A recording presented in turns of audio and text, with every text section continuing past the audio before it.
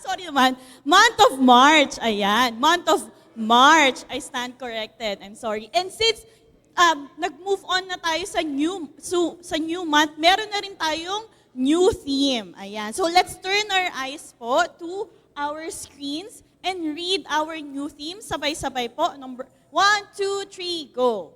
Honoring the remarkable women of the Bible. Ayan. So this month of March po will be empowered by the women of the Bible. And I think this is aligned. No? So kung hindi niyo po alam, internationally and nationally, we celebrate also this March yung International Women's Day, or basically National Women's Month. No? So this is actually, based on my research, is to advocate for labor rights and gender equality for women. No? Nag-research ako, girl. Yan. And then, especially for, this is specifically for especially men-dominated communities and countries, like Middle East, ganyan. Pero here po sa Philippines, we are blessed na kita naman yung gender equality. And here naman in CCC, we very much appreciate yung ating mga kababaihan. Tama po ba? Amen. Kaya pwede ba nating sabihin, kung may katabi po kayong kababaihan, sabihin mo sa kanila, hey, I appreciate you. Ayan. Ayan. So ngayon naman, let's turn our appreciation and thanksgiving sa Panginoon. I invite you all to stand. And let's start this worship service officially through our prayer and thanksgiving. Let us all pray. Hallelujah, Father God. We welcome you in this place, Lord God. Holy Spirit, we know you are here guiding each and every one of us.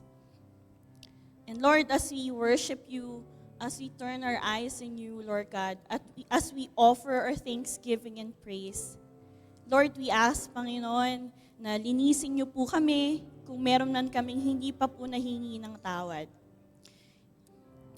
Forgive us, Lord God, for the sins that we have committed the past week. There might be times, Panginoon, that we lost our faith in you. We lack belief in you, Panginoon. And we felt like we're just controlling our own lives and forgot you. So sorry, Lord, we're so sorry. And Lord, we thank you, Lord God, for the challenges that you're giving us every week, Lord. Dahil, Lord, napapatatag nun yung faith namin. Napapalakas niyo po kami, Panginoon. At binabago niyo po kami araw-araw, Lord God. And Lord, we thank you for your continuous blessings, Lord God. Despite the shortcomings that we have, Lord God. Despite that sometimes, Lord God, we fail to live according to your standards. Lord, transform us to the person you want us to be, Lord God. And Lord, I pray that each and every one of us here, baguhin nyo, linisin nyo, and Lord, as we stand and worship you today, we'll glorify you 100% in spirit and truth. You'll be honored in our lives. And marinig nyo kami, Panginoon. And Lord, we lay down, kung meron man po mga alalahanin, Panginoon, we put it down at your feet and we surrender. And we're not taking it back, Lord, because we surrender, Father. Because right now, we just want to fully worship you, Lord God, and surrender everything to you, Lord God. We thank you, Lord Jesus, for we have the opportunity to worship you here in our church. We're free. We're also free to read your word, to hear your word here in this church, in this beautiful church. We thank you. We have pastors. We have praise and worship team with good quality praise and worship. Thank you, Father, for this opportunity. Right now, we pray, Lord God, for the whole worship service. Lord, itago niyo po sa inyong likuran, Panginoon, ang aming mga pastors, ang aming mga praise and worship team. lahat po ng tatayo, Panginoon, sa stage na ito. At Lord, wala na pong ibang mapapurihan, Panginoon, kundi Ikaw lang. Lord, be blessed, Lord God, in this worship service, Lord. And I know and I pray as we walk out of the door, Father, we'll be blessed as well. At dala-dala namin, Panginoon, yung salita nyo na gagamitin namin to live another week. To live another week na strong in faith, Father. And so, Lord, be glorified in this place, Father. We thank you. In Jesus' name we pray. Amen.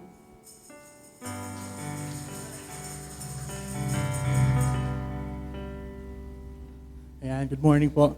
And let me share po na mabilis ang aking pong nabasa. Sabi po ron, hayaan niyo po akong basahin yung verse.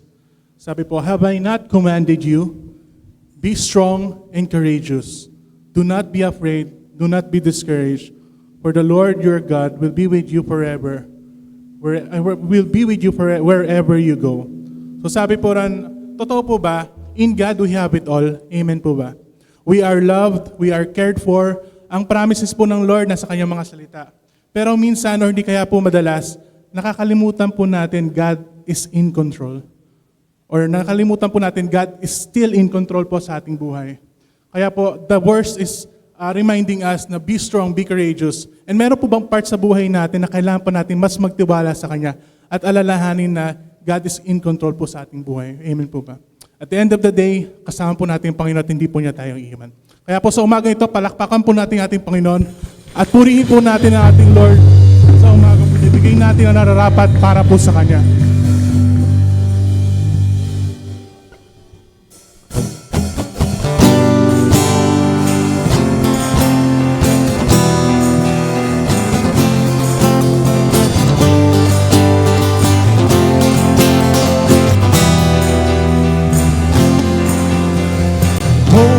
God, we ask for your favor. Come and sweep through this place. We desire you. I just wanna be where you are. Dwell in your presence, oh God. Oh, I want to walk with you. And I will climb this mountain, and I'll step off the shore, and I have chosen to follow and be by your side forevermore.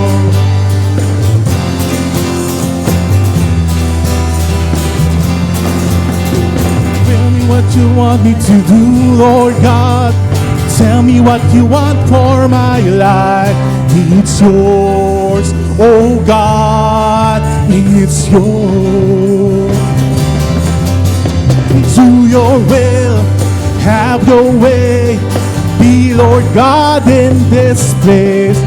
Oh, I want your will to be done.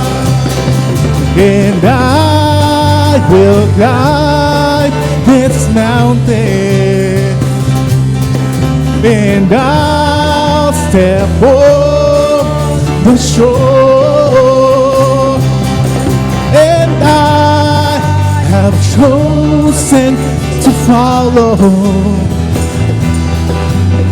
and be by your side forevermore. Minsan pa,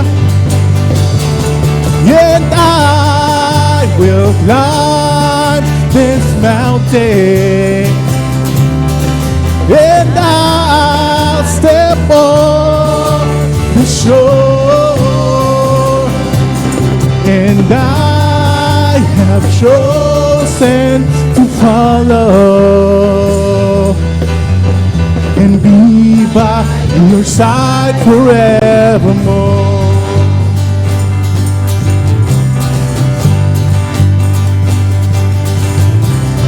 praise in the valley, I'll praise on the mountain. I'll praise when I'm sure, I'll praise when I'm doubting. I'll praise when I feel it, I'll praise when I don't. Cause gracious, I know you're still in control. As long as I'm breathing, I got a reason to praise the Lord, oh my soul. Praise the Lord, oh my soul. I'll praise in the valley, I'll praise on the mountain. Oh, oh, oh. I'll praise when I'm sure, I'll praise when I'm doubting. I'll praise when I feel it, I'll praise when I don't. I'll praise cause I know you're still in control. As long as I'm breathing, I got a reason to praise the Lord, oh my soul. Praise the Lord, oh my soul. I won't be quiet, my God is alive, and how can I keep it inside? Praise the Lord, oh my soul. Oh, we lift you up, Jesus.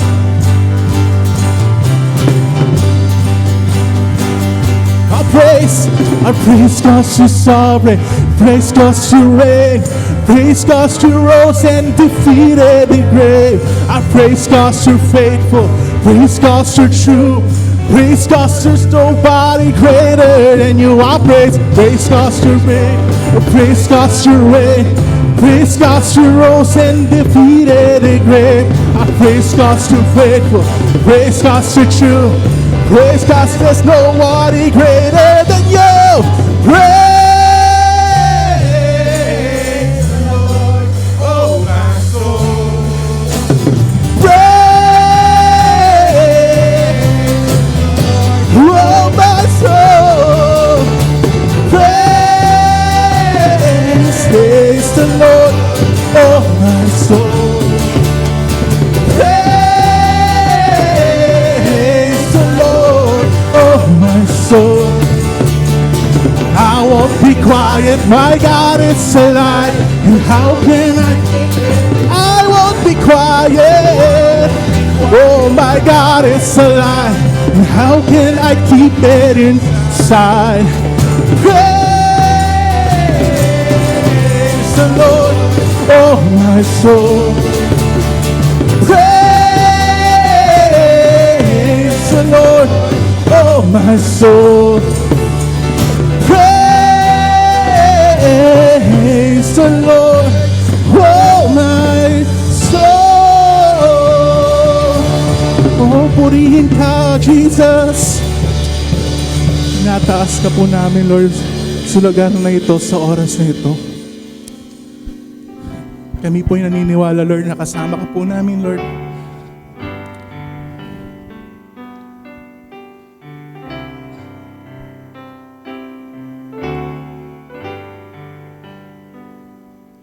Your eye is on the sparrow, and your hand, it comforts me. From the ends of the earth to the depths of my heart, let your mercy and strength be seen. You call me to your purpose, as angel understand. For your glory, may you draw all men as your love and grace. Amen. I will run to you, to the words of truth, not by might, not by power, by the Spirit of God. Yes, I will run the race till I see your face. Oh, let me live in the glory of your grace.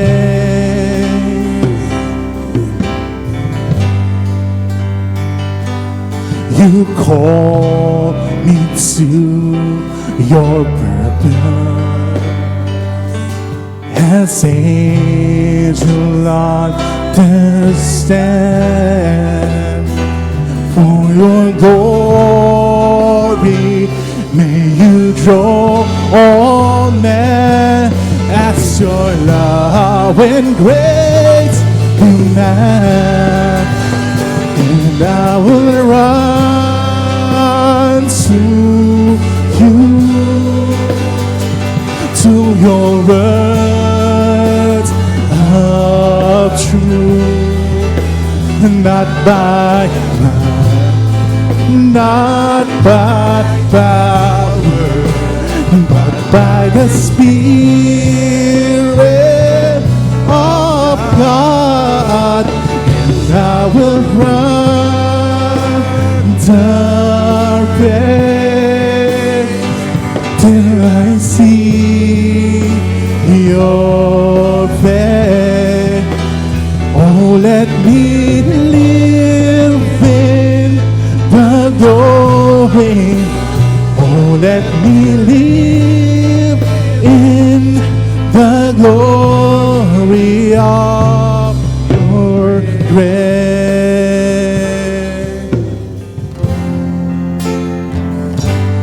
Christ alone will I glory, though I could pride myself with battles won.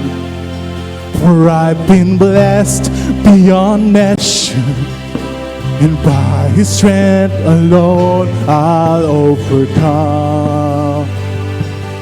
Ooh, I could stop and count successes like diamonds in my hand, but those trophies do not equal to the grace by which I stand. In Christ alone I place my trust and find my glory in the power of the cross. In every victory, let it be said of me, my source of strength, my source of hope. In Christ alone I place my trust and find my glory in the power of the cross.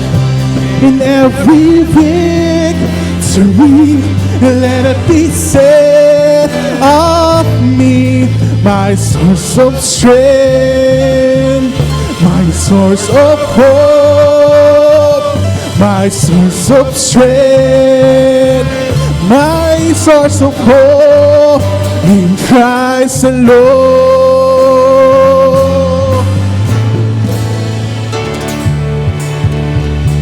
Purihin ka, Lord.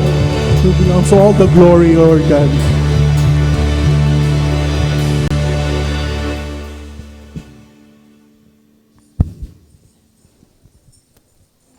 Yan. Thank you, praise and worship team. Ayan. Sige. So wala po tayong visitors ngayon. So I know you have missed each and every one. Tayo po ay tumayo at i-welcome natin ang bawat isa.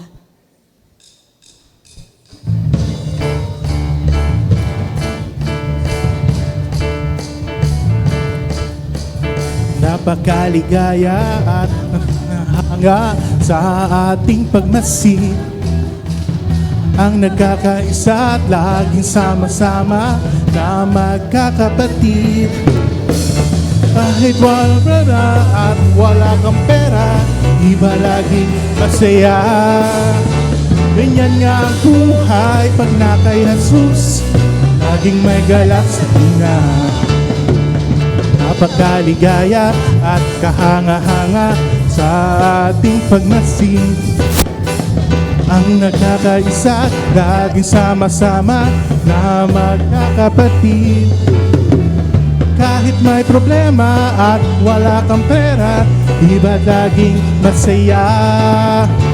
Ganyan nga ang buhay pag na kay Jesus, laging may galak sa tuwina. Kahit may problema at wala kang pera, iba laging masaya. Ganyan nga ang buhay pag na kay Jesus, laging may galak sa tuwina. Hello, ayan. Ayan. We may all settle down po. And now it's time for us to let go of our worries, disturbances, and prepare our hearts and minds po, no? As we listen to the word of the Lord na ihatid po sa atin ng speaker natin for today. Our speaker for today has been our head pastor for 18 years. And through God's guidance and in his leadership, CCC was able to reach the vision of 7 churches, 7 pastors, and 7,000 members.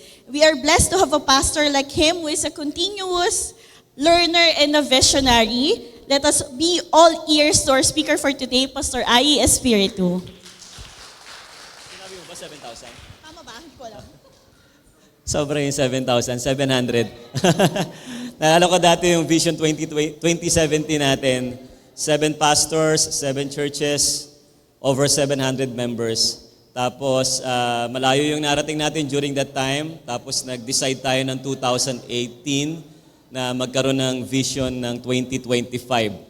At sa ngayon ay hindi pa tayo masyado nangangalahati sa ating Vision 2025. Yung mga ibang adults sa likuran na wala pang maupuan, babakantihin natin yun dito sa may bandang kaliwa. Yung mga nasa likod, yung mga bata na lang. Kasi wala tayong kids ministry today dahil yung mga teachers magsasanitize mamaya. No? Meron tayong mga special cases ng sakit sa itaas, kaya lilinisin muna nila. So yung mga uupong adult sa likod, pwede kayo mag-transfer dito sa bandang unahan. Baka mapabilang kayo sa isip bata dyan.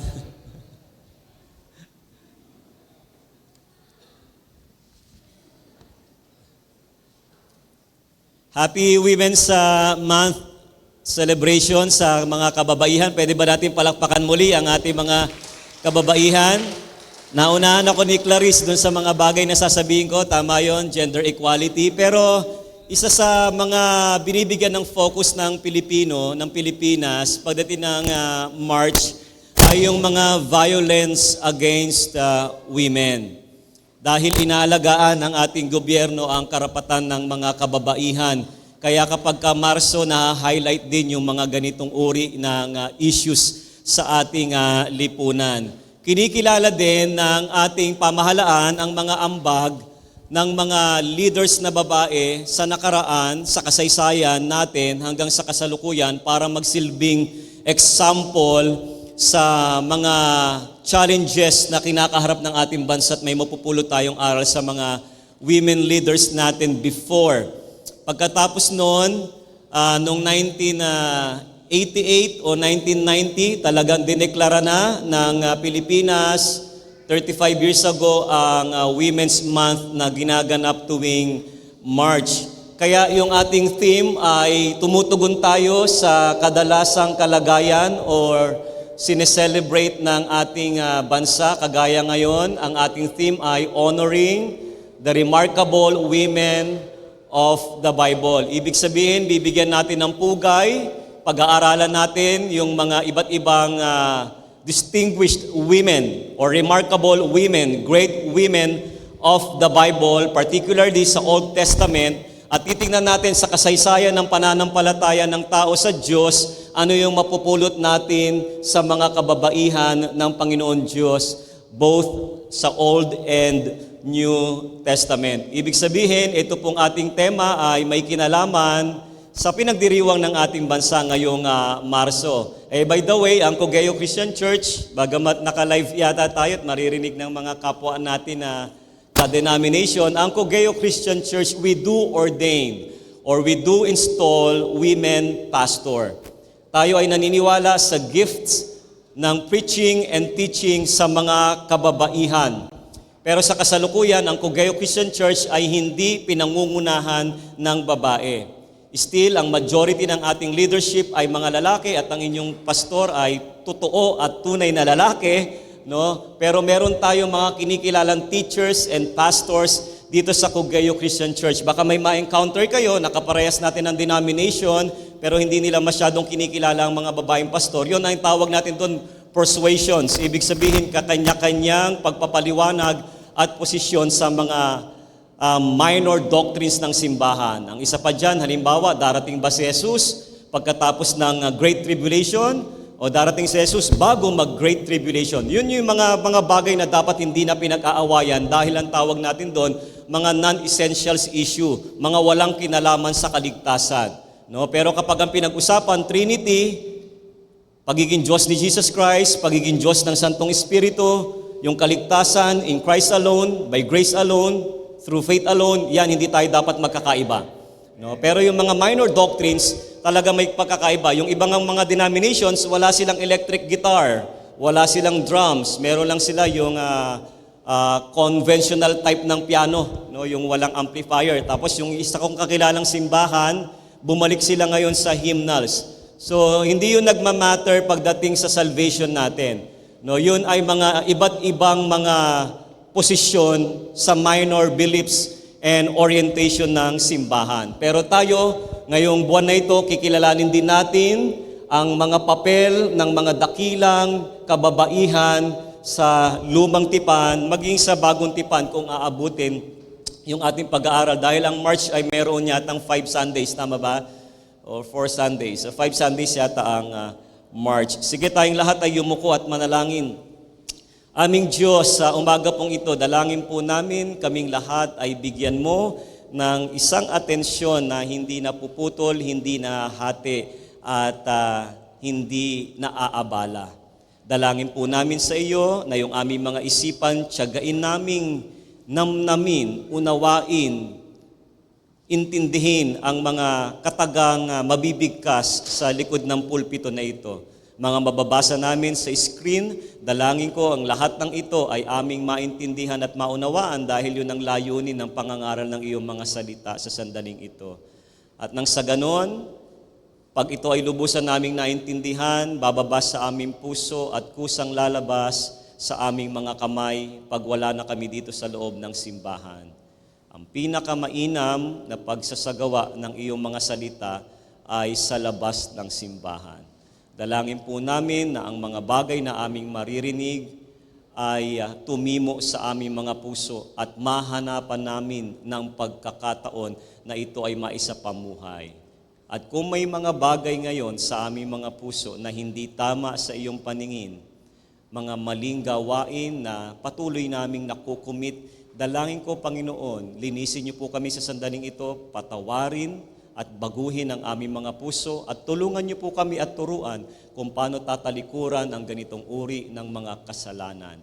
Dalangin ko, Panginoon, walang bumagabag at walang gumulo sa aming focus sa paikinig ng iyong mga salita sa umagang ito. Sa maikling oras ng pangangaral ng iyong mga salita, mapagpala kami nito at maparangalan namin ng iyong pangalan.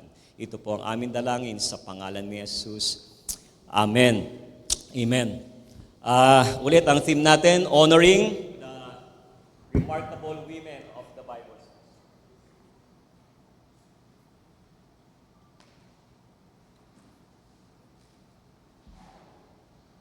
Merong libro nito parang pinag-aralan dati ng Golden Ladies, Women of the Bible. Kung meron kayong extrang pera, pwede kayong bumili ng libro na yon at madidiscover ninyo lahat ng contributions ng mga babae sa Bible, sa ating pananampalataya all throughout the history.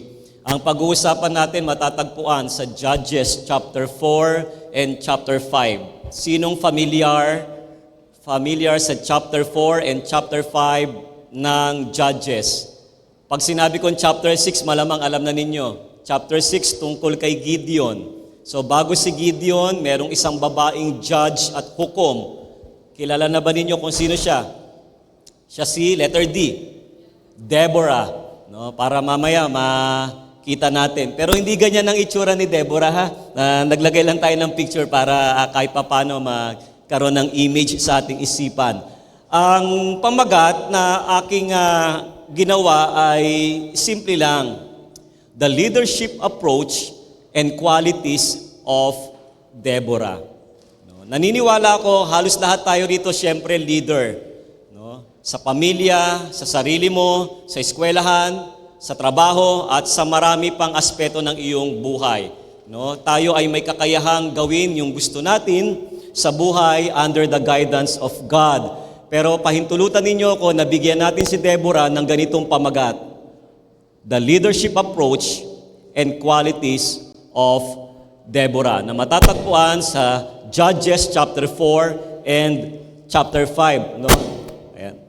Tsagain ninyo kung pakinggan dahil marami tayong nailagay dito at binasa natin halos yung kabuuan ng chapter 1 hanggang chapter 5 ng Judges. Pero kilalanin natin si Deborah. Ginawa ko minarapat natin na Tagalog na halos lahat yung isinulat natin para mas maintindihan natin kung English yung gamit ninyo, mas maganda may comparison. Sino si Deborah? Si Deborah ang kaisa-isang naging judge at the same time prophetess ng Israel. Siya ay propeta at the same time hukom. At walang naging ganong babae sa kasaysayan ng Israel. Tanging si Deborah lamang ang binigyan ng pagkakataon ng Diyos na maging hukom at the same time propeta sa bayang Israel. Si Deborah ang ika-4 at tinaguri ang one of the greatest judges ng bayang Israel. At malalaman ninyo kung bakit dinadakila o pinaparangalan o binibigyan ng honor si Deborah during that time at hanggang sa sandaling ito. No? Sumunod, sino si Deborah? Si Deborah ay tinawag ng Diyos upang maging pinunong tagapagligtas at tagapagtanggol ng Israel. Kasi during this time, nahinto na yung mga hari. Ang pinalit ng Diyos ay mga hukom. Sila yung nagiging tagapagtanggol at tagapagligtas ng mga Israelita. No? At si Deborah ay tinaguri ang Mother of Israel. Meron ba tayong monitor? Yeah. Thank you pala sa church at meron tayo ng monitor dito sa harapan kasi medyo minsan yung mga song leaders at worship leaders para mas comfortable. Tapos nakita nyo pa pala pagpasok nyo kanina, nakita nyo, fluted ba tawag dito? Yung parang ganito sa harapan. Nagandahan po ba kayo? No? Every week marami pang changes na mangyayari sa atin. Okay, bale, okay lang. Sagain nyo na lang. Wala pa din. Thank you. Okay, so si Deborah ay tinaguri ang Mother of Israel, sabi sa chapter 5, verse 7. Nooy iniwan na ang mga nayon sa Israel, ngunit nang dumating ka, Deborah, sa Israel, ikaw ay naging isang ina. At mamaya makikita natin kung paano naging isang ina si Deborah sa bayang Israel. Bigyan natin ng background yung chapter 4 and chapter 5 o yung halos kabuuan ng panimulang aralin bago tayo pumunta ron sa tatlong pinakamahalagang lesson natin.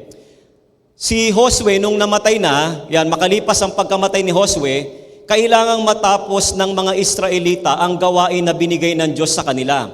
Inutusan silang paalisin sa Kanaan o Canaan ang lahat ng mga masasamang tao na nakatira doon. Kilala niyo ba si Moses, di ba? Nahati yung dagat, nakatawid sila. Si Moses hindi nakapasok sa lupang pangako dito sa Canaan.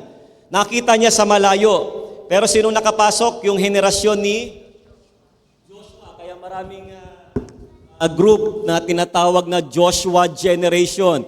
Pagkatapos noon, si Josue o si Joshua ay namuno sa Israel ng may katapatan at sumusunod sa kalooban ng Panginoon. Kaya maganda ang naging kalagayan ng Israel at nasasakop yung bawat bayan na pinangako ng Diyos sa kanila. Pero hindi nila mapaalis ang Canaan during that time nung namatay si Josue at kinakailangan ipagpatuloy ng mga Israelita.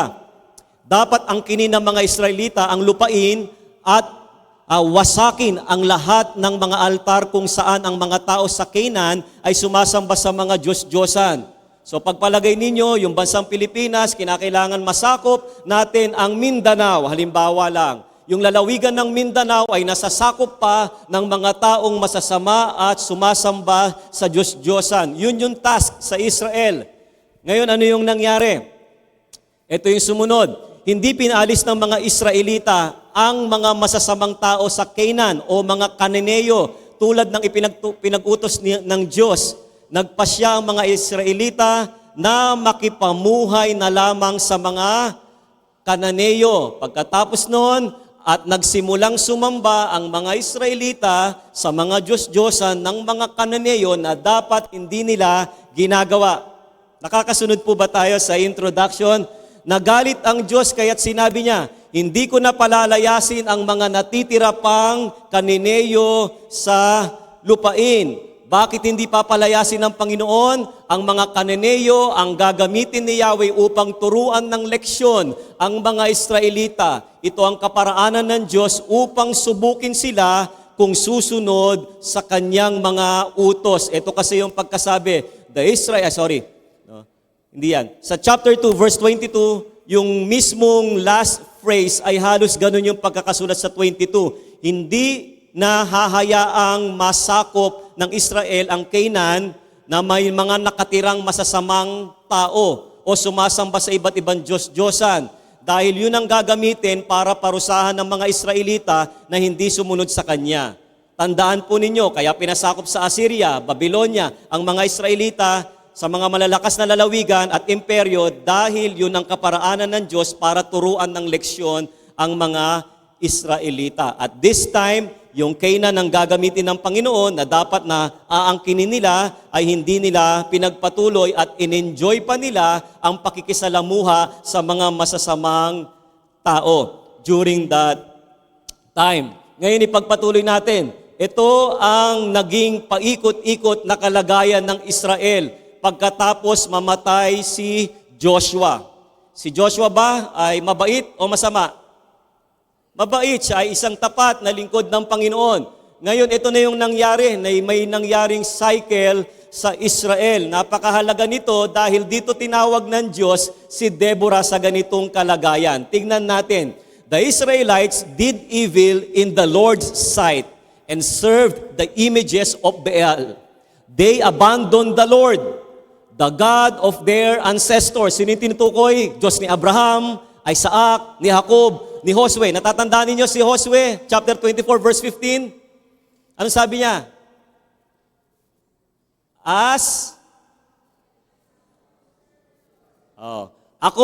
Bahala kayo kung kanino kayo sasamba. Pero ako at ang aking sambahayan, sabi ni Joshua, kay Yahweh, sasamba. Ano na nangyari? Ang sabing ganun, the God of their ancestor, they abandoned, who had brought them out of Egypt. They went after other gods, worshiping the gods of the people around them, and they angered the Lord. Ito na yung nangyari. Dahil dito, nagalit si Yahweh sa Israel at hindi sila nagtatagumpay sa mga labanan. Tandaan ninyo, starting from the book of Joshua, Judges, at sa mga sumunod ay mga kasaysayan ng digmaan ng Israel sa Biblia. Naglagay ng mga hukom si Yahweh upang maging tagapagtanggol. Subalit pag namatay ang hukom, muling bumabalik sa pagkakasala ang Israelites. Nasa chapter 2 na tayo. Tingnan natin yung sumunod. Thank you. No? Yet Israel did not listen to the judges, but prostituted themselves by worshiping other gods. So ano yung issue? Kinakalimutan, inaabandona, nire-reject, pinababayaan nila ang kanilang relasyon sa Diyos at bumabaling sa iba't ibang Diyos-Diyosan. But prostituted themselves by worshiping other gods, how quickly they turned away from the path of their ancestors who had walked in obedience to the Lord's commands. Yun yung konteksto. Yung mga mabubuting hari, mabubuting lingkod ng Panginoon, lumalakad sa panuntunan ng Panginoon. Pero nung namatay si Joshua, no, hindi ito sinundan ng mga Israelita. No, at hindi sila sumunod at lumakad sa mga utos ni Yahweh. Pagdating ng chapter 3, ito yung sinabi, the Israelites did evil in the Lord's sight again. They forgot about the Lord their God, and they served the images of Baal and the Asherah poles, mga Diyos-Diyosan nung unang panahon. Dahil dito, 8 years silang nalupig at nasakop ni King Cushan, Reshat-Hamin ng Mesopotamia. Humingi sila ng tulong kay Yahweh at pinadala niya si Othniel, isa ulit na malupit na hukom. No? Magaling na hukom. No? Pero lingkod ng Panginoon, 40 years naging mapayapa ang Israel. Pagkatapos nun, ano nangyari sa chapter 3 verse 12? Once again, the Israelites did evil in the Lord's sight, and the Lord gave King Eglon of Moab control over Israel because of their evil. Si King Eglon, isang malupit na hari, masamang hari, isang sobrang tabang hari. Actually, pag binasa niyo yung kasaysayan niya dito sa chapter 3, nung sinaksak siya sa sobrang taba niya, bumaon pati yung pinakadulo ng espada, ng tabak, na sinaksak sa kanya, tumagos may likuran sa sobrang taba ni Eglon. Tignan mo nga yung katabi mo, kung, wala tayo rito, mga slim pa. No? Dahil dito, 18 years naging under ni Eglon ang mga Israelites. Humingi sila ulit ng tulong kay Yahweh at pinadala naman siya ang hukom na si Ehud. Pagkatapos noon, naging mapayapa na naman ng Israel sa loob ng 80 years. Nabubuo na ba ninyo yung cycle ng Israel? Ito yung sumunod na nangyari, chapter 4. Ito na. After Ehud's death, namatay na naman yung hukom. The Israelites again did evil in the Lord's sight. Dahil dito, 20 years pinahirapan ni Commander Sisera ang Israelites. Huwag niyong tatanggalin si Sisera sa inyong isipan dahil matindit napakasaklap din ng pagkamatay nitong masamang commander ni Jabin. No? Humingi muli ng tulong ang Israel kay Yahweh at pinadala niya si Deborah. Tapos nagkaroon ng 40 years na peace sa Israel. No? Pagdating ng, chapter 4 yan, verse 31b. Kasi chapter 5 yung song ni Deborah at ni Barak. Yan. So now, bago tayo magtapos at naintindihan na ninyo yung Israelita, pagkatapos gumawa ang Panginoon Diyos ng mga kahindik-hindik, kagilagilalas, mga di kapani-paniwalang miracles sa bandang Israel, nahati ang dagat, bumaba ang apoy, pinainom sila, pinakain sila. Pagkatapos noon, nagkaroon ng isang tapat na tagapamuno, si Josue. No? Actually, dapat mag-i-improve yung buhay nila at pananampalataya sa Panginoon Diyos. And yet, pumasok sila sa isang sirkulo na kung saan lagi silang pinarurusahan ng Diyos dahil lagi silang nagkakasala. Now, yung mga magagaling dito sa atin, yung mga pilosopo dito sa atin, wala naman dito siguro, sa iba, sasabihin nila, kita mo na pastor, all throughout the history, nature talaga ng mga tao na magkasala. Kaya it is okay, pastor, na magkasala. Kung yung bayan nga ng Israel, na halos sa isang damakmak na miracles ang ginawa ng Panginoon, nagkasala. Ako pa kaya na limitado na ang miracles na nakikita ngayon, wala na tayong nakikitang pilay na tumubo yung paa. 60s, 50s, meron daw, 1950s, 1960s, wala na tayong nakikitang bulag na bigla nakakita, bingay na bigla nakarinig. Very minimal na yung mga miracles daw ngayon. So, pastor, tingin ko naman yung paulit-ulit na kasalanan ay normal na sa atin yon. Do you buy that? Kasi historically speaking, ganun yung nangyari sa Israelita. Well, kung paninindigan natin na okay lang magkasala ng paulit-ulit, mayroon kang free will para panindigan yon. Pero take note of this, kinakailangan tanggapin mo din yung bawat parusang sasapitin mo, resulta ng ginawa mong pagkakasala. No? Wag na wag natin i-justify anumang uri ng kasalanan dahil tayo ay human beings. Ano kaya historically speaking, nagkakasala yung mga tao? Hindi nga doon. Remember, si Jesus Christ na muhay ng sinless life. No? Hindi dahil Diyos siya, kundi dahil pinili niya na hindi magkasala. No? Itutuloy natin ito. Pero hindi pa yun yung aral natin. Pumasok lang sa aking isipan yung ganong uri ng filosofiya ng mga matatalino. No? Ito ang kalagayan ng Israel nang si Deborah ang judge at propeta sa panahong iyon. Ito yung kalagayan ng Israel sa kamay ni Sisera. Si Jabin ay may 900 na karwahing bakal. No? Iron. Kapag ganito ang iyong karwahe, halos hindi ka na matatado sa digmaan. Ang Israel ay binusabos niya sa loob ng 20 taon at dumaing kay Yahweh ang mga Israelita for 2 decades. Binusabos ng ang bayan ng Israel, no, ng angkan ni Jabin at ang kanyang commander-in-chief sa digmaan ay si Sisari, no, na binanggit ko kanina sa inyo. Ngayon, ano yung leadership approach and qualities ni Deborah during the time na binubusabos ng kaaway na bayan ang bansang Israel? Kung kayo ang nasa kalagayan ni Deborah, ano ang inyong approach at ano ang inyong magiging character?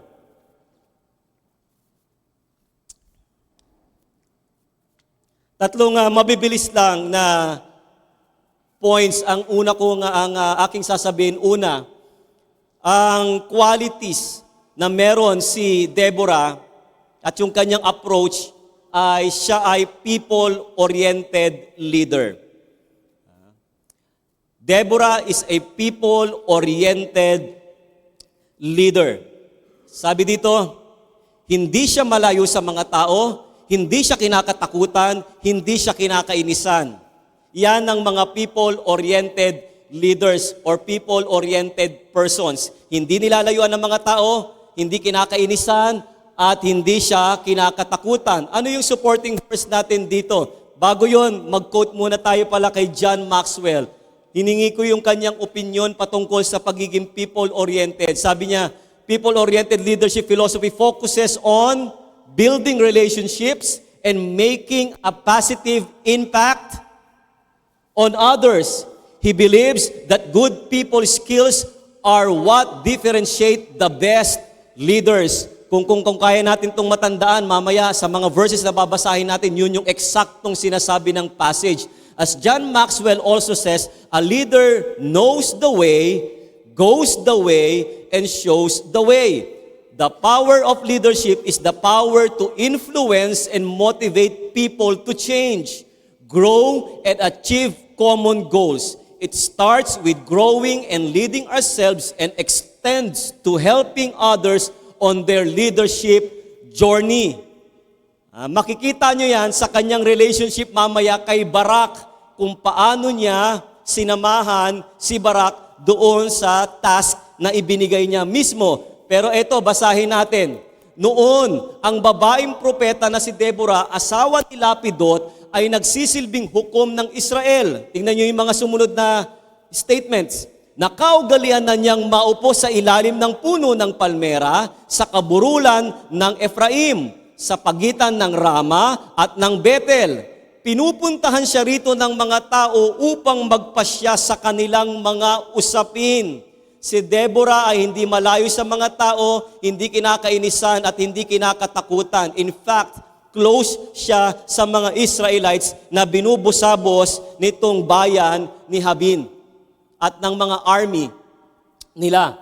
Tuloy natin yung basa ng mga lesson tungkol dito. Ano ba yung people-oriented leadership? Si Deborah, una sa lahat, ay approachable. Pangalawa, si Deborah ay compassionate na leader.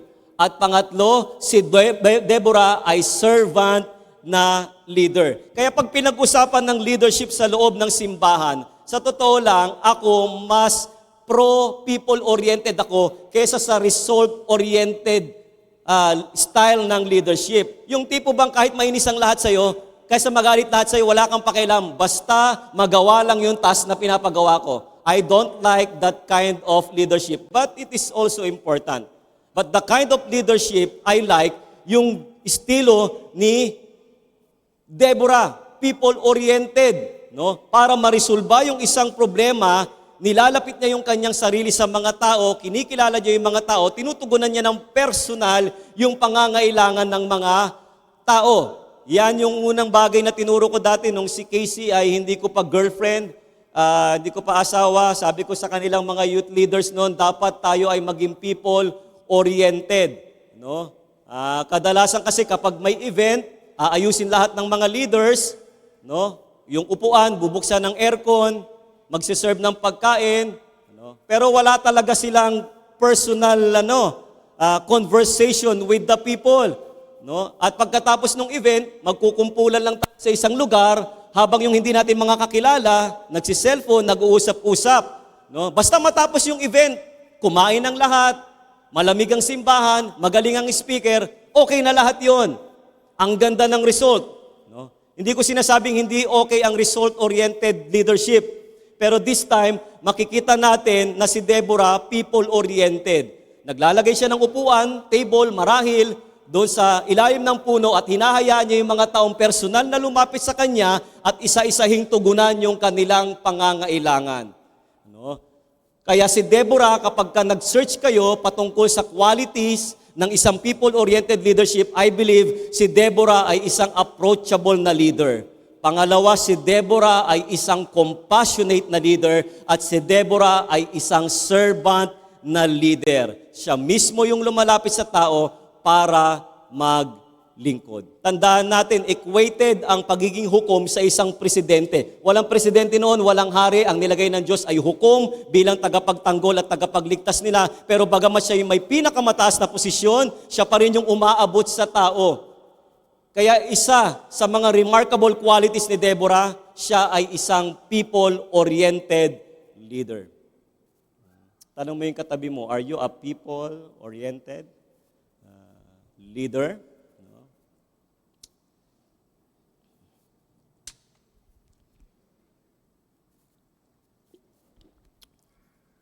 Pero wag naman yung masyadong close yung lalaki tsaka babae. Tignan nyo sa pagiging close ko kay Casey, na in love siya. Ano? Naging kami. No? Actually, we don't allow. Medyo marami na tayo natutunan. No? Kung magpaparamihan tayo rito ng pagkakamali, hindi yata kayo aabot sa listahan ko. No? Minsan may nagtanong sa akin, ang bata mo namang pastor ng church o ng CCC as the senior pastor. Kasi pag nagsasama-sama kami, may mga puti na buhok nila. Sabi ko, 18 years ago, kung tatanungin ako at aalukin na maging senior pastor ng church, sa tingin ko, parang hindi pa ako prepared or hindi ako ready. Pero that time, siguro dahil sa pagiging aggressive at maraming udyok, ay tinanggap ko, siyempre kalooban yun ng Panginoon Diyos. Pero sunod-sunod yung napakaraming pagkakamali. Pero sa lahat ng pagkakamaling yun, isa sa mga natutunan ko, kapag ka yung sarili mo, nilapit mo sa mga tao, yung respeto nila sa'yo, they will respect you because of who you are. Not only because of what you have done. Ang galing mo nga magsalita. Ang ganda ng mga programa mo na hindi mo man lang kinakausap yung mga tao. Hindi ganun si Deborah. Si Deborah, people-oriented leader. Sana ganun tayong lahat. Pangalawa, si Deborah ay faith-filled leader. Isa sa pinaka-nagustuhan kong qualities sa mga qualities ni Deborah, siya ay faith-filled na lingkod ng Panginoon Diyos. In the Old Testament, the term faith-filled is closely associated with trusting God and obedience to His will, even in the midst of difficulties. It always refers to a confidence in God's presence, power, promises, and providence. Lahat ng ito, itong nakalagay sa paragraph ay matatagpuan natin sa leadership style ni Deborah. She is a faith-filled leader. Isang araw, ipinatawag niya si Barak na anak ni Abinoam na taga-Kades mula sa lipi ni Neftali. Sabi niya rito, ipinag-uutos sa iyo ni Yahweh, ang Diyos ng Israel, na pumili ka ng 10,000 kawal mula sa lipi ni Neftali at Zebulun. Isama mo sila sa bundok ng Tabor, lalabanan ninyo sa may ilog Kison ang pangkat ni Sisera, ang pinuno ng hukbo ni Habin na merong 900 na karwahing bakal. Ngunit, sabi ni Deborah, pagtatagumpayin kita laban sa kanya. Hindi si Deborah nagsabi nito. Ang nagsabi nito ay si Yahweh. Pinapasabi kay Barak. Dahil si Deborah ay isang hukom at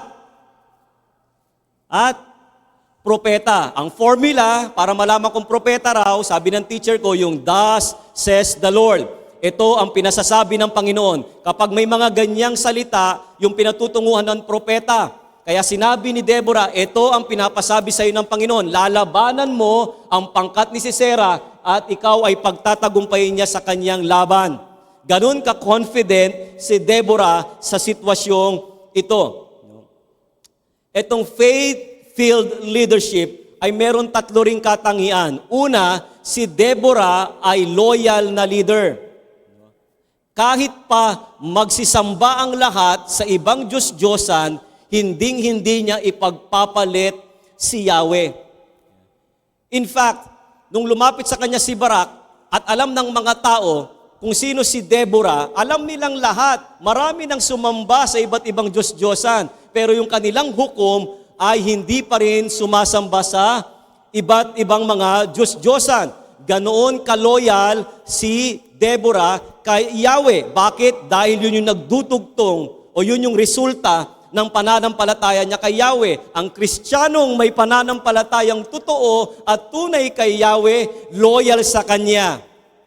Hindi mo pwedeng sabihin, I have faith in the Lord, nananampalataya at ako'y may relasyon sa Panginoon, pero outside the church, you are not faithful to God. Pero ba't pinagkatiwalaan ng mga tao si Deborah, si Barak, etc. Dahil alam nila at kilala si Deborah bilang loyal na leader. Loyal kanino? Bukod sa kanyang asawa, loyal kay Lord. At yung pangalawang katangian ng isang faith-filled leadership, si Deborah ay resilient na leader. At ito yung pinangalan natin sa resolute. Yung resolute may 3 salita. Resilience, solid, at united. At dapat naiintindihan ng mga bawat kabataan yung unang resilience, yung resilient na leader.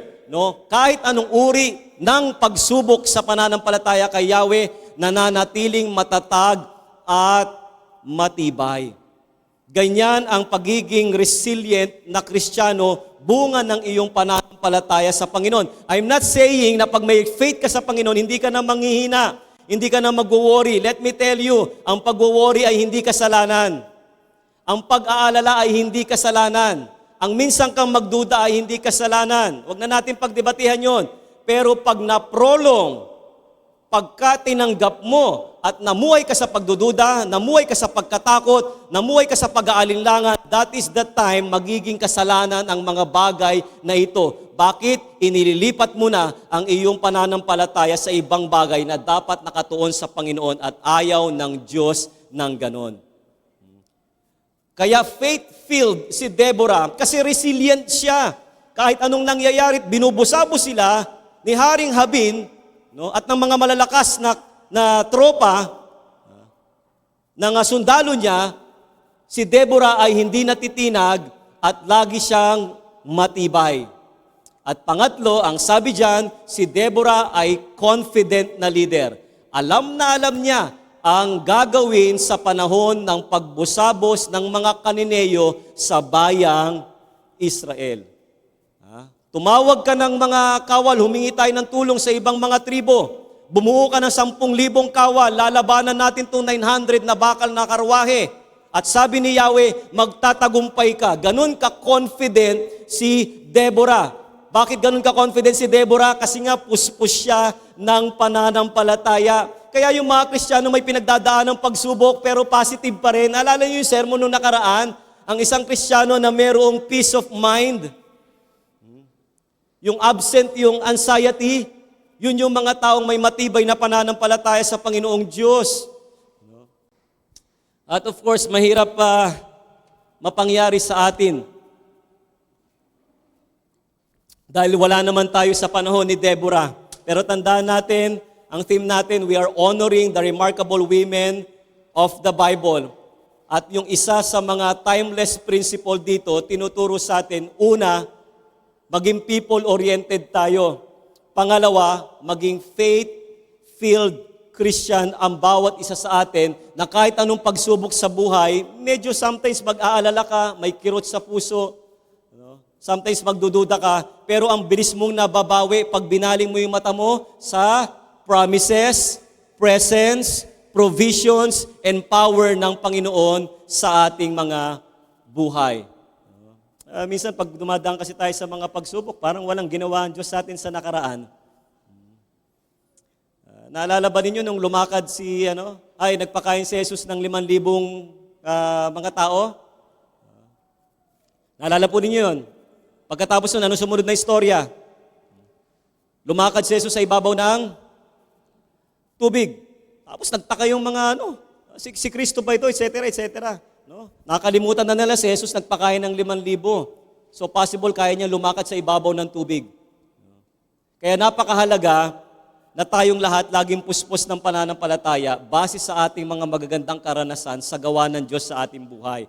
At yun yung paghuhugutan natin para maging confident tayo sa panahon ng pagsubok. At pangatlo, si Deborah ay reliable, dependable. Siya ay trustworthy leader. Ano yung unang natutunan natin kay Deborah? People-oriented. Pangalawa, faith-filled, puspos ng pananampalataya. At pangatlo, siya ay mapagkakatiwalaan. Ano ba ibang term ng mapagkakatiwalaan? Okay. Hindi ko narinig pero mukhang tama yun. No? Ito yung mga panahong kailangan ng support and encouragement ng isang leader tulad ni Barak na dumadaan sa pananamantala at pang-aapi sa kanyang nasasakupan. Si Barak ay para siyang yung team leader ni Habin, si Sari. No? Parang ganun yan si Barak. Pero mapapansin niyo ron sa kwento, medyo may kaba ng konti si Barak kung kakayanin niya bang talunin. Ito dahil ilang dekada binubusabos ang Israel? 2 dekada, 20 years. No? Kaya yung panahon na ito, si Barak na isang opisyal ni Deborah kinakailangan ng encouragement at suporta. Sabi ganun sa verse 8, sumagot si Barak kasi sabi nga, lalabanan mo at magtatagumpay ka. Sa verse 6 and 7, ang sabi ni Barak, pupunta ako kung kasama ka. Ngunit kung hindi ka kasama, hindi ako pupunta. No? Natatandaan ko talaga, yung una kong experience sa demon possession, sa FLJ pa ako noon, naghanap talaga ako ng pastor na kilala ko na talaga magiging komportable ako para makipagbakbakan sa demonyo. No? Kasi nga naman, pagpasok ko sa gate ng kaibigan ko, isa sa mga best friends ko, yung malaking paso. Nung hinagi sa akin yung malaking paso, nanginginig talaga ako, sinarado ko yung pinto, takbo ko sa mga kaibigan kong pastor. Nagkataon, si Pastor Jake noon ay wala at nakalak yung gate. Halos wala akong confidence na harapin yung demonyo. Kasi bakit ako yung harap? During that time, ako lang yung kaisa-isang graduate sa Bible School sa 4 na Bible School students ng Family of Lord Jesus. Kaso ako yung nandoon. No? Actually, pagkatapos nun, pumunta na kami ng mission trip. Parang inihanda kami ng Panginoon sa mga ganung uri ng katatakutan at kakilakilabot na pangyayari. Tapos nag-pray kami. So paano yan? Tayo na lang nandito. No? So pagbukas ko ulit, winasak nung babae yung kwintas niya na beads, no? Tapos nilulunon niya pero inaawat ni Kuya Ray, yung tatay nung best friend ko. Tapos hinihiluran niya yung sarili niya. Kasi pagkatapos na-discover doon na nahasa daw siya ng isa sa family member tapos inilipat sa kaibigan ng kanyang kamag-anak. No, pagkatapos noon, duming-dumi siya sa sarili niya, iba ang kanyang itsura, no? Kabang-kaba kami. Sabi kong ganun, tawagin natin yung mga lalaki sa labas kasi nagwawala eh. Nung nagwawala sila, nakaupo siyang ganon, tumingala. Yung isa kong kaibigan, na akala ko matagal ng Kristiyano, sabing ganon, Ayi, nasaan kayo? Oh, nanginginig yung paa niya, Ayi, nasaan kayo? Tataka ko, magkakasama kami doon sa terrace, hindi niya ako makita. Ano? Tapos biglang tumingala yung babaeng napoposes. Walang exaggeration dito, kulang pa nga yung kwento ko eh. No, pagtingin niyang ganon, sabi niya, Ayi, paakyat na. Yun na, pumula na yung kanyang mata. Tapos pinaghiwalay namin sila, nag-uusap yung dalawa, nagmumurahan sila. Hindi naman sila magkakilala. No? Tapos sinawag namin yung mga construction workers sa harapan namin dahil ginagawa yung bahay. Pagpasok doon, nakaganon sila. Pinagtutulak ng kaibigan ko, lumabas na kayo kasi baka madagdagan pa. Wala akong confidence during that time kasi wala si Pastor Jake. Kailangan ko ng support sa mga panahon na yon pagkatapos na iraos namin.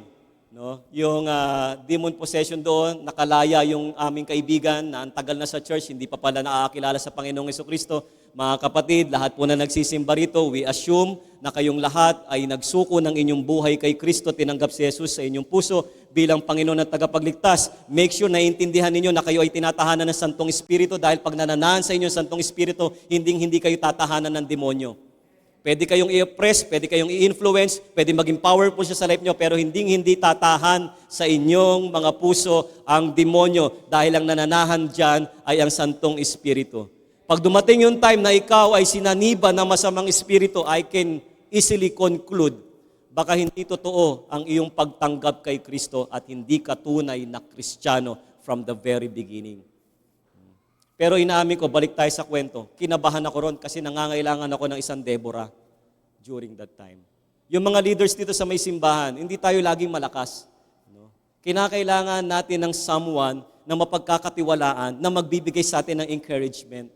No? Kaya nga kadalasan pag may pinagdadaanan ka, hahanap ka ng pastor, Pastor, please pray for me. Hindi ba nakukumpara natin minsan, if someone is praying for you na isang leader ng simbahan kaysa sa isang simple or member ng simbahan. Hindi ko sinasabi na magkaiba yung power nun, pero meron kang feeling na parang mas confident ka pag si pastor ang nag-pray. Hindi ba ganun yun?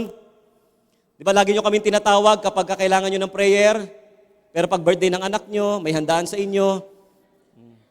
Hindi man na kami tinatawag, no? Pag may sakit lang. Joke lang yun, ha? Pero totoo. No? So, sumagot si Barak, pupunta ako kung kasama ka.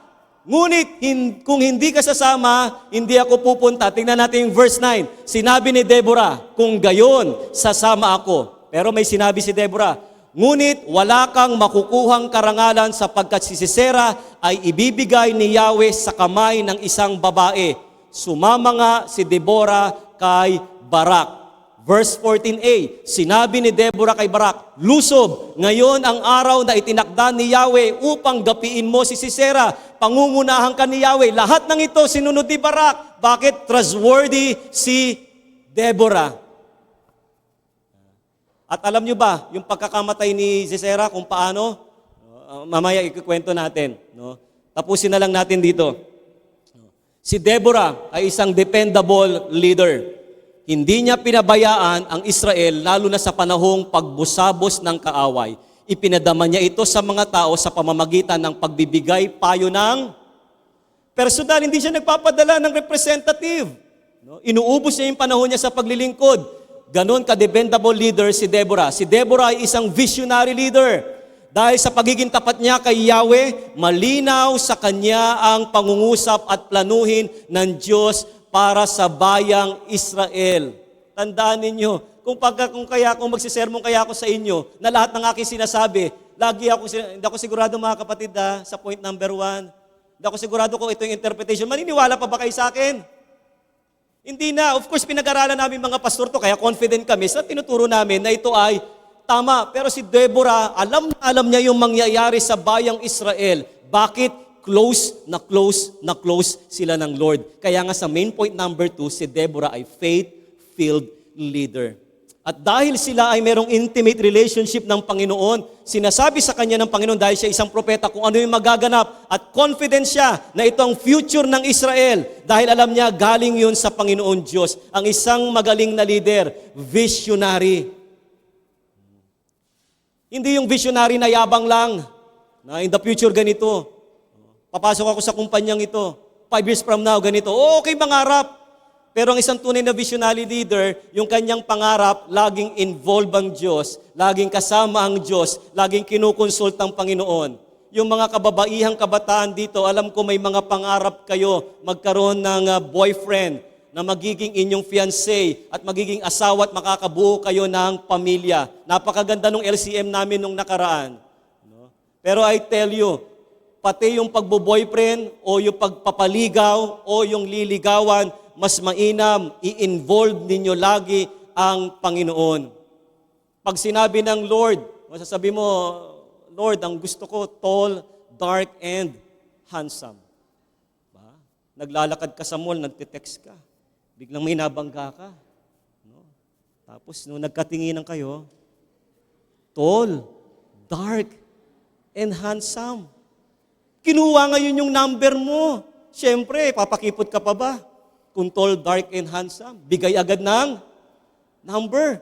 Tapos, Lord, salamat sa answered prayer. Tall, dark, and handsome. Tapos nalaman mo, hindi pala Christian. Rakista pala. No? Maraming bisyo. Ayaw magsimba.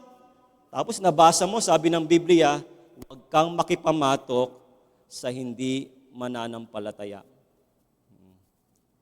Ano kaya sasabihin mo kay Lord? Yung salita niya ang masusunod o yung bugso ng iyo damdamin? Kung visionary person ka, iisipin mo, may magandang plano ang Diyos para sa iyo.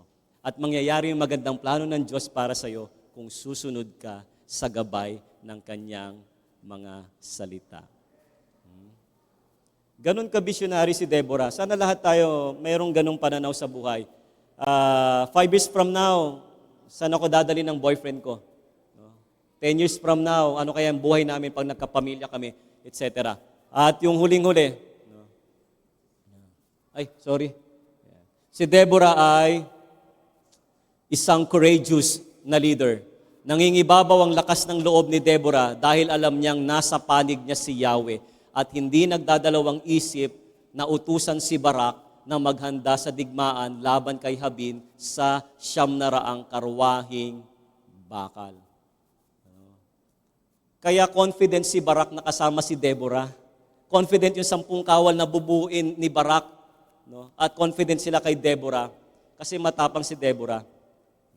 At nanggagaling yung tapang niya sa kanyang faith-filled relationship sa ating Panginoon. Sa pagtatapos, tuluyang nagapi ng Israel si Haring Habin at napatay si Sarah.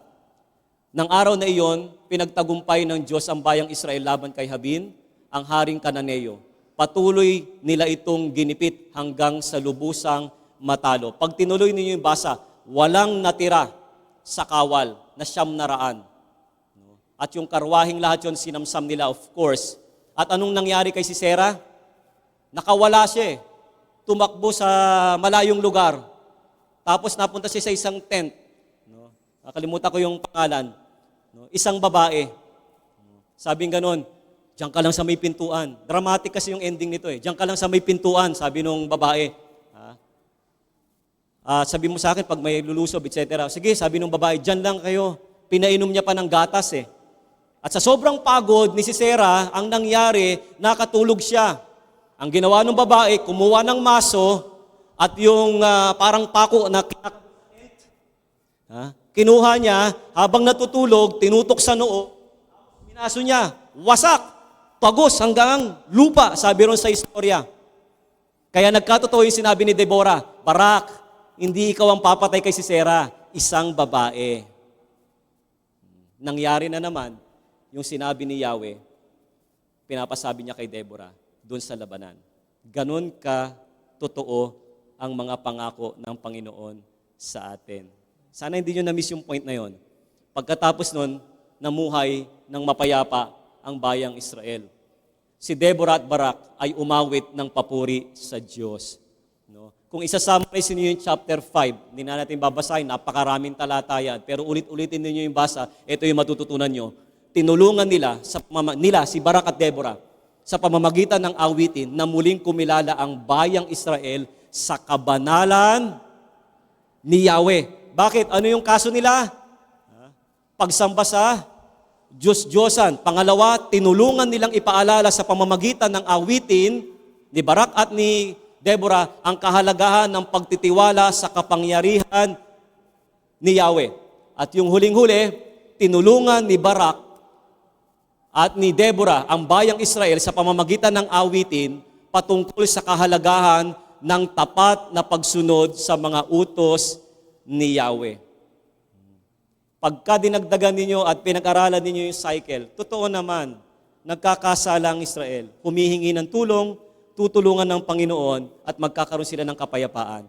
Pero after nila malasap yung kapayapaan, magkakasala ulit, hihingi ng tulong, magpapadala ng tulong, magkakaroon ng kapayapaan. Ang gusto ng Panginoon sana, huwag tayo mamuhay sa ganong cycle. Hanggat maaari, kung kaya natin talikuran, yung mga bagay na alam nating ikagagalit ng Panginoon, talikuran natin. Dahil ang gusto ng Panginoon, ma-enjoy natin yung buhay na ganap at kasiyasiya dahil yun yung gusto niya para sa atin. Kaya naman talaga nalikha ng Panginoon lahat ng mga utos lahat ng mga alituntunin na dapat nating sundin para sa ikabubuti ng bawat isa sa atin at malasap natin kung gaano kasaya, kung gaano kapayapa ang buhay ng naglilingkod kay Yahweh. Kaya yung mga bagay na mabibigat na nangyayari sa atin, most probably, karamihan doon ay kagagawan at pagpili natin sa kasalanan. Panginoon Diyos, sa umaga pong ito, napakarami pa marahil na aral at lesson na pwede naming matutunan sa buhay ni Deborah. Kaya kami ay binibigyan mo ng kalayaang makapag-search sa internet, magbasa sa Book of Judges patungkol sa buhay niya, usisain, scrutinize namin yung awitin ni Deborah, matututunan namin doon yung series ng digmaan, kung paano mo sila pinanalo at pinagtanggol, at maiintindihan namin, Panginoon, kung gaano kakabuti sa buhay ng mga Israelita. Marahil ang tinitignan namin, Panginoon, yung mga labanan, patayan, etc. Pero Lord, hindi yun ang primary purpose na pinapakita mo sa history books ng Bible.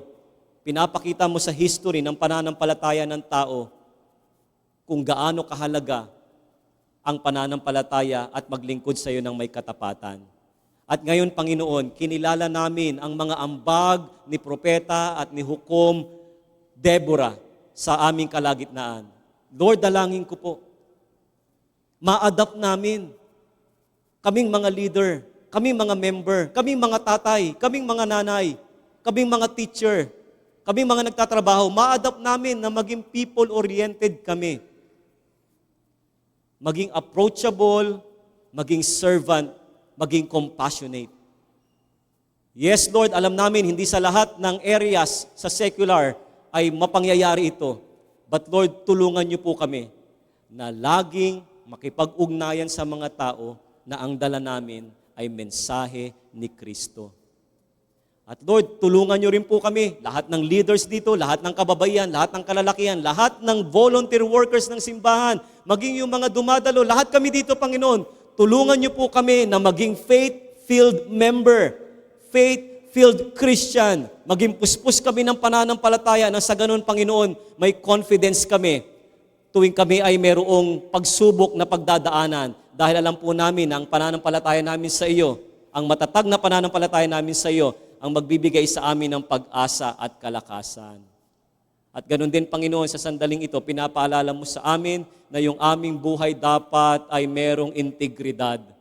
Na kami ay pagdating sa pananampalataya at relasyon sa Diyos ay mayroong integrity. Pinagkakatiwalaan kami, Panginoon, dahil kita nila, evident, Panginoon, yung aming relationship sa iyo.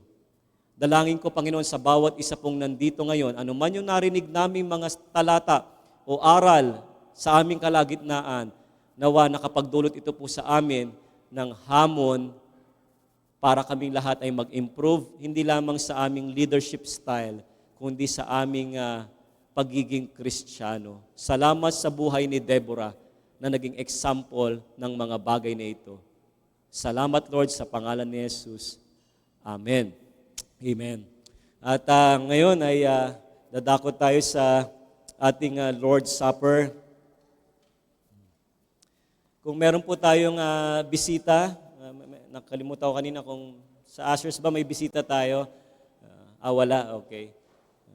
So yung mga second o third-timer po sa atin na hindi pa naiintindihan itong Lord's Supper, I encourage you not to take, but to observe. Pero dahil sa lahat tayo ay ginagawa na ito, isa puso po natin yung ating banal na hapunan.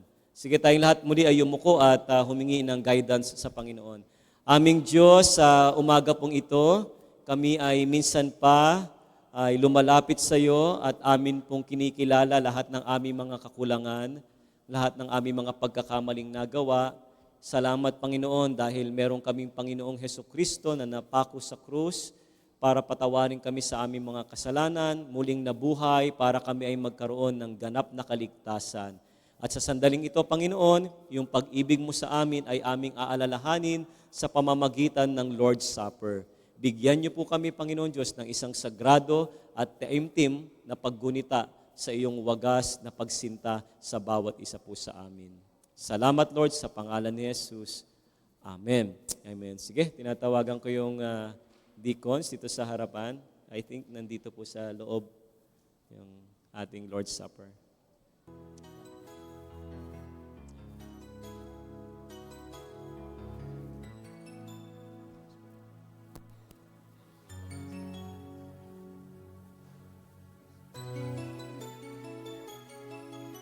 Ito ang tinapay ng buhay, kalulot, pakibahagi.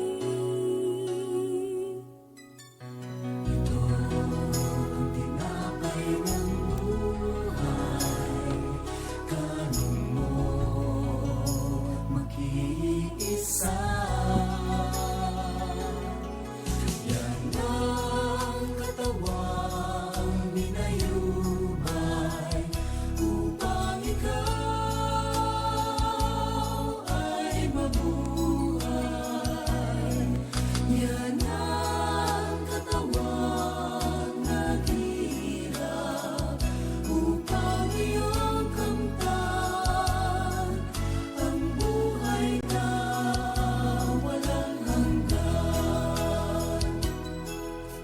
Ito ang saro ng bagong tipan, inumin mo't makibahagi. Ito ang saro ng bagong tipan, inumin mo't makiisa. Yan ang dugong lupa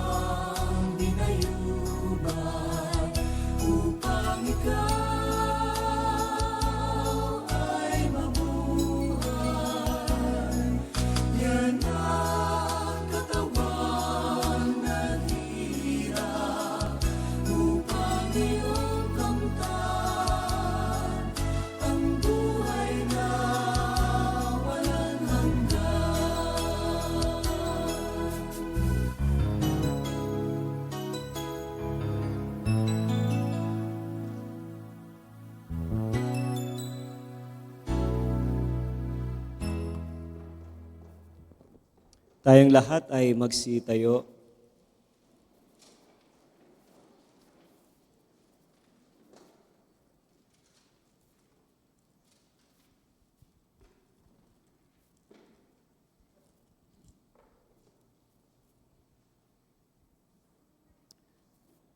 Ito ang aral na tinanggap ko sa Panginoon at ibinibigay ko naman sa inyo. Ang Panginoong Yesus, nung gabing siya'y pagkanulo, ay dumampot ng tinapay, nagpasalamat at pinagpira-piraso ito at sinabi, ito ang aking katawan na inihahandog para sa inyo. Gawin ninyo ito bilang pag-aalaala sa akin. Tanggapin po nating lahat ang simbolo ng katawan ni Kristo.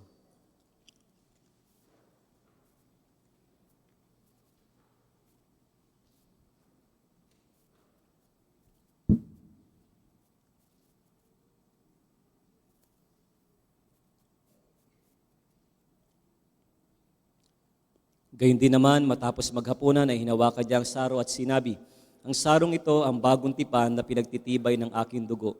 Tuwing iinumin ninyo ito, gawin ninyo bilang pag-aalaala sa akin. Sapagkat tuwing kakain kayo ng tinapay na ito at iinom sa sarong ito, ay ipinapahayag ninyo ang kamatayan ng Panginoon hanggang sa muling pagparito niya. Tanggapin po nating lahat ang simbolo ng dugo ni Kristo.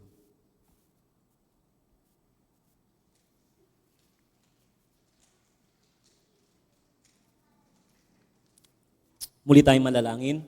Panginoon, maraming salamat sa iyong pag-ibig sa amin. Dalangin ko, Panginoon, na kami ay minsan pang kumilala sa iyong pagliligtas sa amin, lalo na sa muli mong pagbabalik.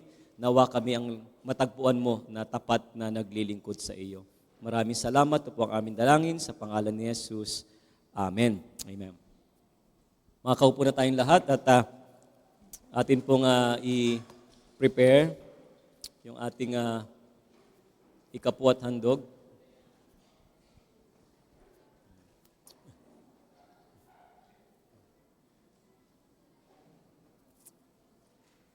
Yung box ng para sa chairs ay I believe parang every Sunday nasa tabi lang yung may extra at willing magbigay. Unti-unti nag-iipon po tayo ng salapi para sa pagbili ng bago nating upuan. Kaya kung meron lang naman tayong extra, we can give any amount po sa ating chairs. Sige, tayong lahat tayo yumuko at manalangin para sa ating tithes and offering. Panginoon Diyos, pagpalain mo lahat ng mga lingkod mo na tapat na nagbibigay sa iyo, magbibigay sa umagang ito. Dalangin ko, O Diyos, na ito ay sumimbolo ng aming pagpapasalamat sa walang humpay, walang tigil na pagpapala mo sa amin. Thank you, Lord, sa lahat ng biyaya na patuloy mong pinagkakaloob sa amin at pagpalain mo, Panginoon, ang pagbibigayan ng simbang ito. Sa pangalan ni Jesus, Amen and Amen.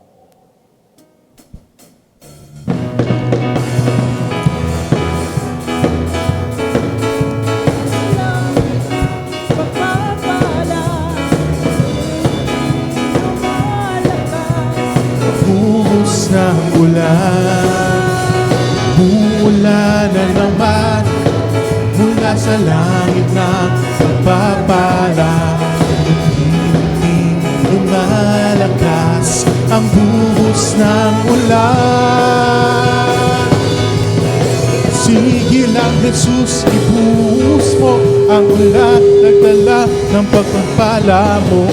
Sige lang, Jesus, buhos mo ang ulan, nagdala ng pagpapala.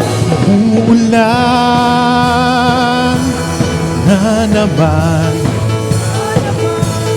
uulan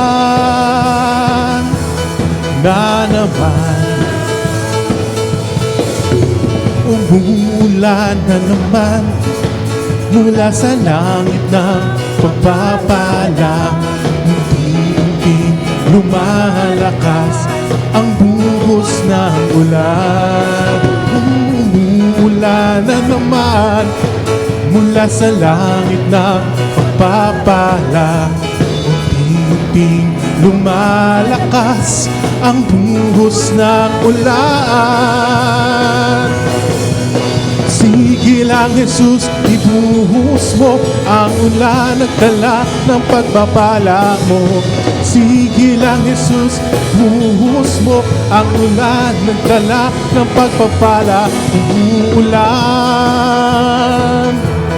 na naman, umuulan na naman, umuulan na naman, umuulan.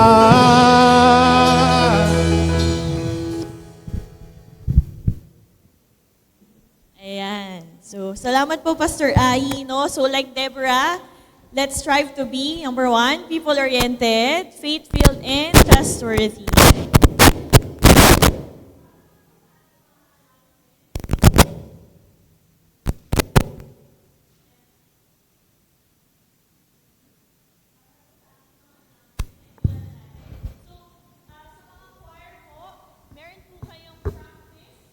After service, so yung mga choir, no, sa second. And then, para po sa mga new ushers natin, wow, praise God, marami po tayong new ushers, no? So, bless your heart for committing to the Lord. So, meron po kayong training after service also to be headed by Tita Janice Gampon. Ayan, so stay po kayo after worship service. And then, sign up volunteer church cleaner, no? So, tingnan nyo nga po ang ating church. Napakaganda po, no? Ayan. And all we have to do is to clean and maintain it.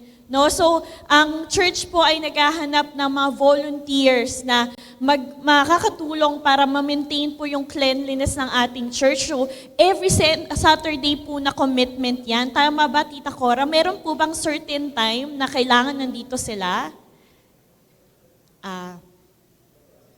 In the process, alright. So, kung sino man po yung able na maglinis, you have 2 hands, 2 feet, and has the heart to serve the Lord, no? And available naman every Saturday. Please sign up po. Meron po tayong registration sa labas mamaya. And i-meet po kayo ni Tita Cora after that, no? So, for now, registration po muna tayo. Ayan. And next is, sunod? Okay. Clean as you go. Pwede po ba nating sabihin, clean as you go? 1, 2, 3. Yan, clean as you go. Ito naman po, ito po yung campaign natin. Let's build up a habit of cleaning as you go. No? Diba sabi ko nga, napakaganda ng church natin, ganyan. All we have to do is to maintain it. So let's have this responsibility na before we go out, let's clean everything, let's throw our trash, and help yung mga chairs po natin, itabi po natin. And aside from that, no, let's bring your own bottle. BYOB. O, di ba? Very Gen Z. Tandaan niyo po yan, Claygo and BYOB. Bring your own bottle po, no? So, to lessen yung mga disposables na gagamitin po natin in case you need water, no? So, water is provided, pero if kayo naman po ay wala talagang dala, pwede naman. Pero wash your own dishes din. Okay ba yon? Ayan, ganyan kasi yung mga CCC members, very responsible and environment friendly. Correct? Correct, ayan. And also, we have also a regular fellowship, so hindi ko na po isa-isahin yan. You can take a picture of that, and also our activities, prayer meeting, ganyan. And then, also, let's pray for the families of the week. Number 1 is Mia family, Moreno family, Narido family, Oliva family, and Palileo family. Ayan. So, mga pahabol lang po na announcements ay yung mga tambourine dancers, meron din po tayong training later after ng service. Luminescence, meron po kayong short meeting after this service also. And hindi lang po nalagay, ayan pala, nalagay na. So para po sa mga Resolute, meron po kayong special youth fellowship entitled Choose Ito.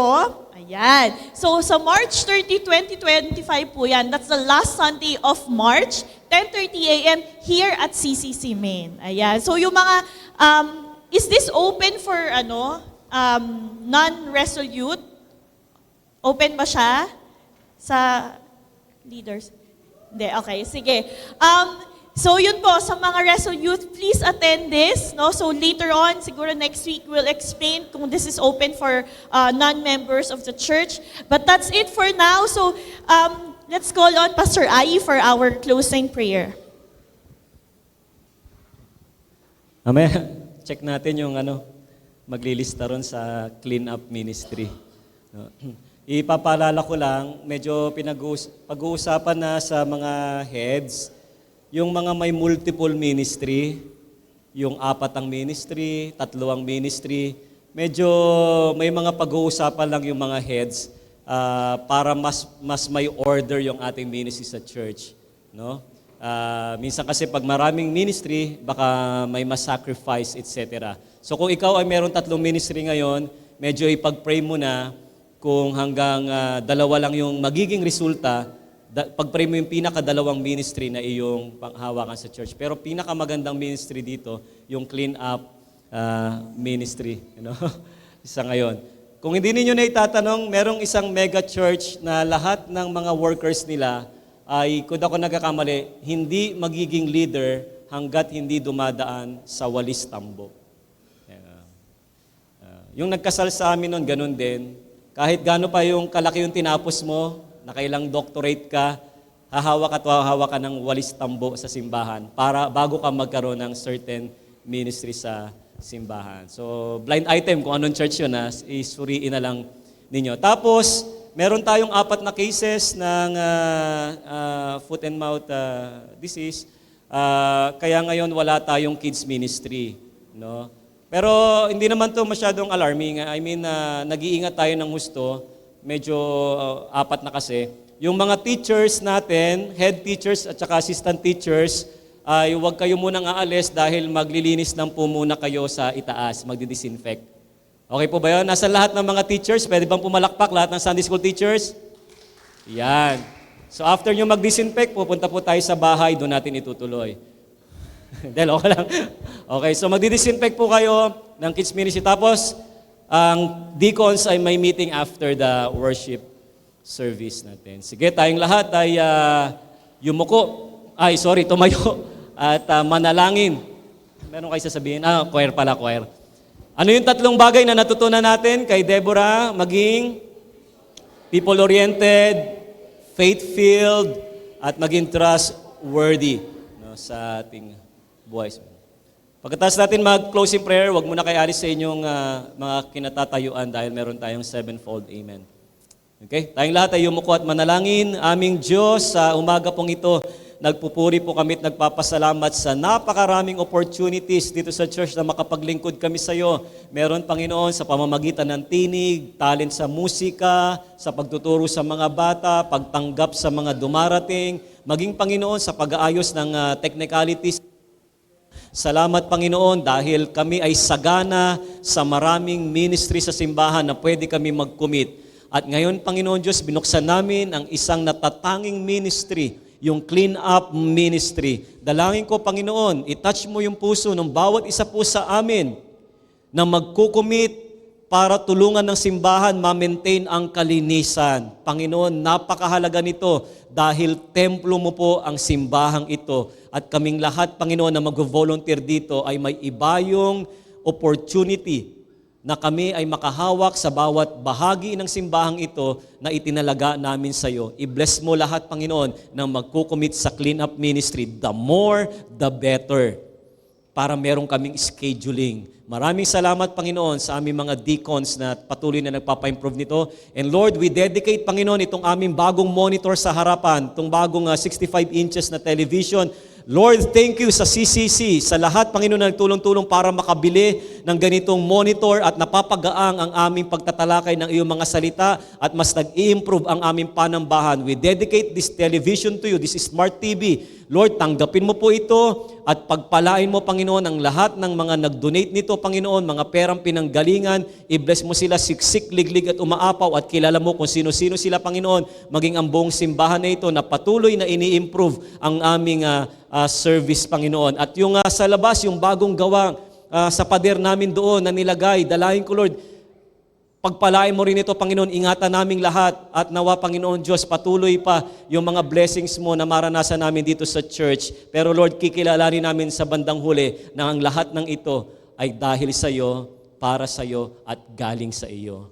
Kaya Lord, salamat at ini-offer namin. Pati yung bagong laminated na tile sa taas ng mga kids ministry, bagong kabit na carpet sa taas, dalahin ko Lord, i-bless mo po ito. Ingatan ng mga bata, ingatan ng mga Sunday school teachers, Panginoon, at patuloy na mag-improve pa yung aming mga classrooms doon bilang paghahanda sa aming summer activities at sa mga susunod na panahon. Salamat, Panginoon. Minsan pa sa aming paghiwa-hiwalay, dala namin sa aming puso't isipan ang aming natutunan sa isa sa mga remarkable women sa Bible, si Deborah. Maging people-oriented kami, Panginoon, hindi lang goal-oriented. At maging faith-filled kami, Panginoon, na Kristiyano at trustworthy na mananampalataya. Salamat at ibuhos mo ang masagana mong biyaya, mayamang pagpapalat, basbasan mo kaming lahat sa pangalan ng Ama, ng Anak at ng Espiritu Santo. Lahat tayo magsabi ng Amen. Amen.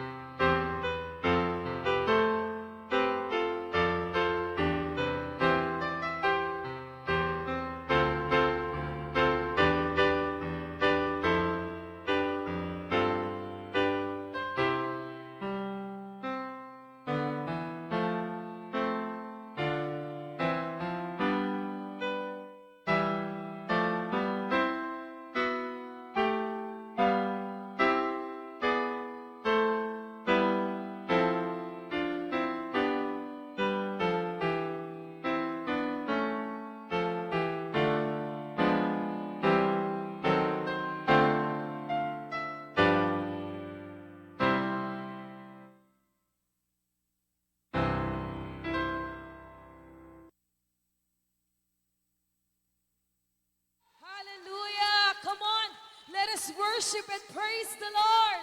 Woo! Hallelujah!